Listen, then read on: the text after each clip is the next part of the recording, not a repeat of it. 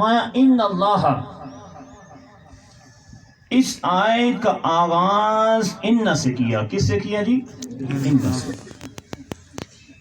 ان حروف مشبہ بالفعل ہے. یہ عربی عبارت میں آسان کر کے بتاتا ہوں. عربی عبارت کے شروع میں جب آتا ہے، اس کا کام یہ ہوتا ہے کہ اگلا جو موضوع یا اگلا جو بیان کرنے لگا ہے اس کو شک و شبہات سے دور کر دینا. آسان لفظوں میں یوں سمجھیں کہ انا جو ہے یہ جب کلام میں آتا ہے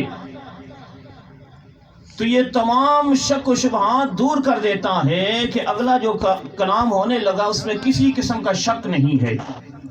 مثلا فرمایا ان اللہ علی کل شیء قدیر، کہ بے شک اللہ تعالیٰ جو ہے ہر شے پہ قادر ہے. مثلا فرمایا ان اللہ مع الصابرین، کہ بے شک اللہ تعالیٰ صبر کرنے والوں کے ساتھ ہے. مثلا اللہ تعالیٰ نے فرمایا ان الذین وآمنوا سورہ 3 میں. تو ان کا مقصد یہ ہے کہ اگلی جو بات ہونے لگی ہے وہ سیم اسی طرح، اس میں کسی قسم کا شک نہیں.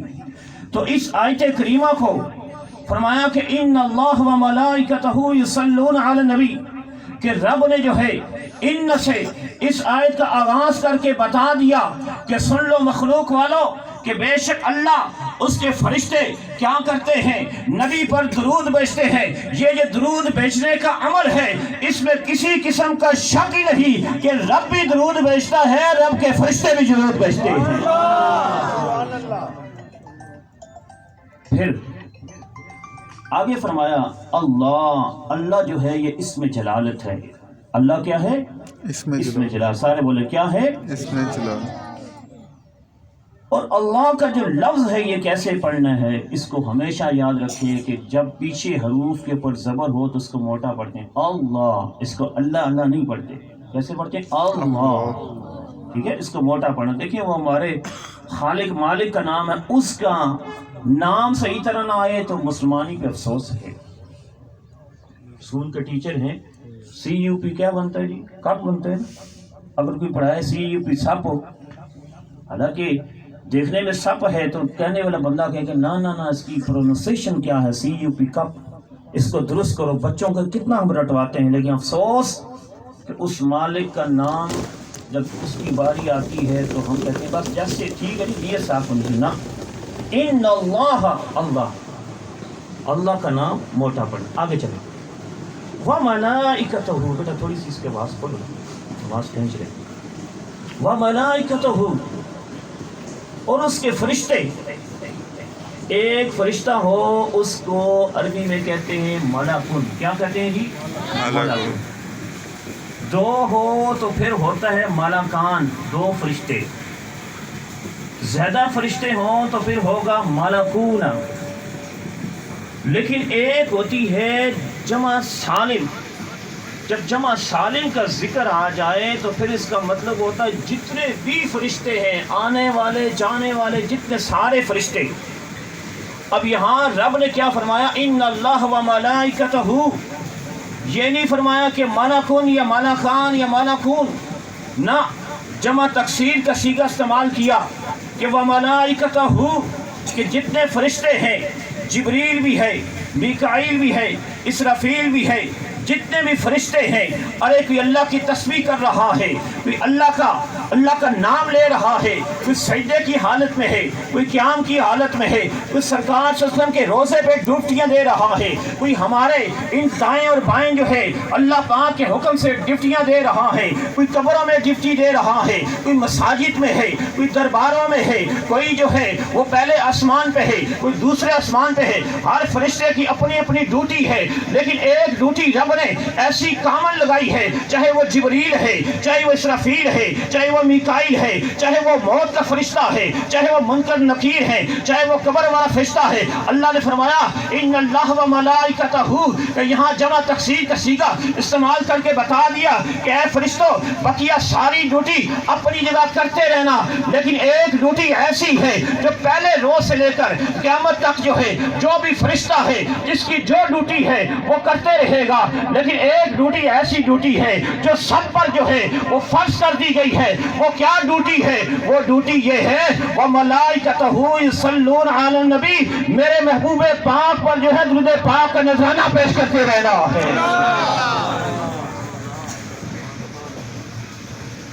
پھر آگے فرمایا یصلون علی النبی. اب سوال یہ پیدا ہوتا ہے کہ کیا اللہ تعالیٰ اور فرشتے صرف آپ صلی اللہ علیہ وسلم کی ظاہری زندگی میں ہی درود پڑھیں گے بس، یا ہمیشہ پڑھیں گے، یا صرف ماضی میں پڑھیں گے، یا صرف مستقبل میں پڑھیں گے؟ سوال ہے نا. تو سنیں اس کا جواب. یصلون یہ مضارع کا صیغہ ہے، انگلش میں ہوتا ہے پریزنٹ پاسٹ فیوچر، اس کے پھر آگے ٹینسز آ جاتے ہیں. عربی میں کیا ہوتا ہے کہ یصلون مضارع کا صیغہ ہے. مضارع کی خاصیت سن لیں. مضارع کی خاصیت یہ ہے کہ وہ فعل جو حال پہ بھی دلالت کرتا ہے اور مستقبل پہ بھی دلالت کرتا ہے. پھر میں رپیٹ کرنے لگا. مضارع کا صیغے کا فعل کا معنی کیا ہوتا ہے کہ جو حال پہ بھی دلالت کرے اور مستقبل پہ بھی دلالت کرے. اب فرمایا ان اللہ و ملائکتہ یصلون علی النبی، کہ یا اللہ لوگ سوال کرتے ہیں کہ کیا تیری ذات اور فرشتے صرف کملی والے کے دور میں ہی درود پڑھیں گے یا صرف مستقبل میں آ کے پڑھیں گے؟ فرمایا نا ان اللہ و ملائکتہ یصلون علی النبی، کہ صلو کا صیغہ استعمال کیا، نہ ماضی کا صیغہ استعمال کیا، نہ حال کا استعمال کیا، نہ مستقبل کا استعمال کیا. ایسا صیغہ استعمال کیا جس میں ماضی بھی ہے، جس میں مستقبل بھی ہے.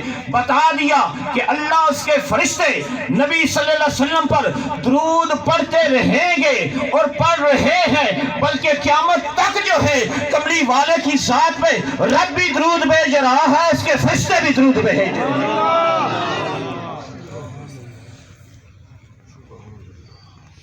پھر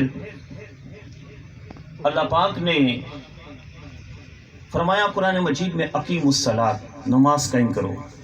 کیا فرمایا جی؟ اقیموا الصلاۃ. ذرا محبت سے بولیں سبحان اللہ. جاگو ذرا جاگو، بولو ذرا سبحان اللہ اونچی بات. سبحان اللہ. فرمایا اقیموا الصلاۃ، نماز قائم کرو. پھر فرمایا وآتوا الزکاۃ، قرآن سے دلیل دے رہا ہوں، لگی پٹی والی بات ہی نہیں ہے. جھگڑے والا نہ میں بندہ ہوں، نہ میری مزاج ہے، نہ ہم جھگڑوں میں پڑھتے ہیں. قرآن حدیث سے بات کریں کوئی جھگڑا کرے گا نہیں. ہاں اس کے بعد پھر جھگڑا کرے تو پھر وہ جھگڑا نہیں، وہ ہٹ درمی ہے، اس کا علاج میرے پاس نہیں ہے. جو قرآن حدیث کو نہیں مانتا وہ اپنے باپ کو بھی کیا پتہ نہیں مانتا. جو اپنے باپ کو نہیں مانتا اس کو میں کیسے سمجھا سکتا ہوں؟ اس کے پاس اس کا حل میرے پاس نہیں تھے. فرمایا اقیموا الصلاۃ، نماز قائم کرو. وآتوا الزکاۃ، زکوٰۃ دو. اسی طرح فجر کی نماز کے حوالے سے بتایا کہ 2 فرض ہیں. مختلف عبادات کا حکم دیا. باری تعالیٰ تو نے حکم دیا ہے عبادات کا، تو کیا نماز کا فعل تو خود بھی کرتا ہے؟ نا، وہ تو خالق ہے، وہ تو ان ساری چیزوں سے پاک ہے. مخلوق کے لیے حکم ہے کہ مخلوق والا زکوٰۃ بھی دو، روزے بھی رکھو، نماز بھی پڑھو. باری تعالیٰ سارے فعل ہمارے لیے ہیں، تو کیا تیرے لیے تیرا بھی کوئی فعل ہے؟ فرمایا رب کریم نے سارے فعل مخلوق کے لیے ہیں، لیکن جب محبوب کی باری آتی ہے فرمایا یسبح للہ ما فی السماوات و ما فی الارض، کہ رب تعالیٰ کی آسمان بھی تعریف کرتا ہے، آسمان بھی اللہ کو یاد کرتا ہے. ارے حجر بھی جب رب کو یاد کرتے ہیں، شجر بھی رب کو یاد کرتے ہیں، چاند ستارے بھی رب کا ذکر کرتے ہیں، آسمان بھی رب کا ذکر کرتا ہے، ارے پہاڑ بھی رب کا ذکر کرتے ہیں، ساری مخلوق رب کا ذکر کرتی ہے. اے محبوب ساری مخلوق ہمیں یاد کرتی ہے، اے محبوب ساری کائنات ہمیں یاد کرتی ہے. اے محبوب فرشتے ہر کوئی ہمیں یاد کرتا ہے، محبوب سارے ہمیں یاد کرتے ہیں، میں رب ہو کے، میں ستار ہو کے، غفار ہو کے سارے مجھے یاد کرتے ہیں، میں خدا ہو کے مصطفیٰ کو یاد کرتا ہوں۔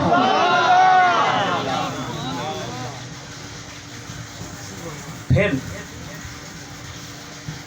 کیا اللہ تعالیٰ نے عبادت کے لیے وقت مقرر کیا ہے؟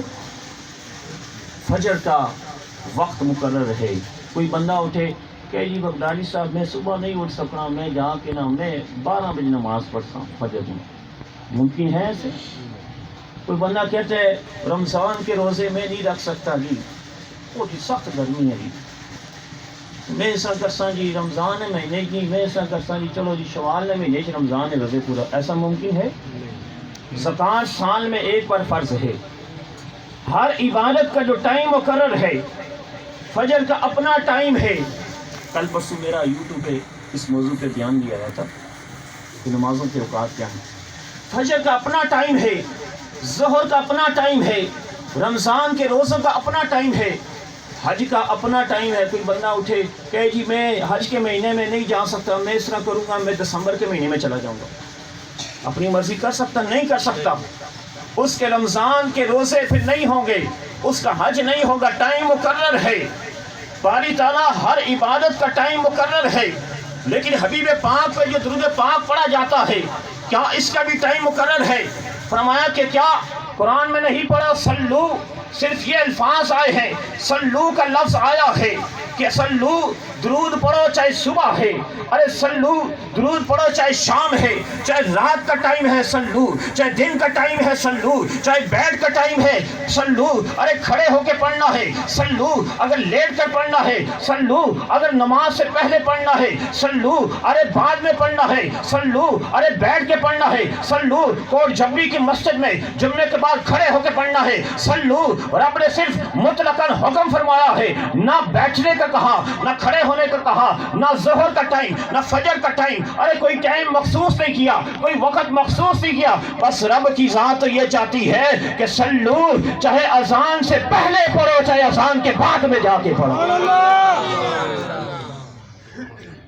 یہ بھی مسئلہ حل کر لیں، انہیں جی اذان سے پہلے جی بڑی شرک ہو گیا، بدعت ہو گیا، قرآن نے کوئی ٹائم مقرر نہیں کیا۔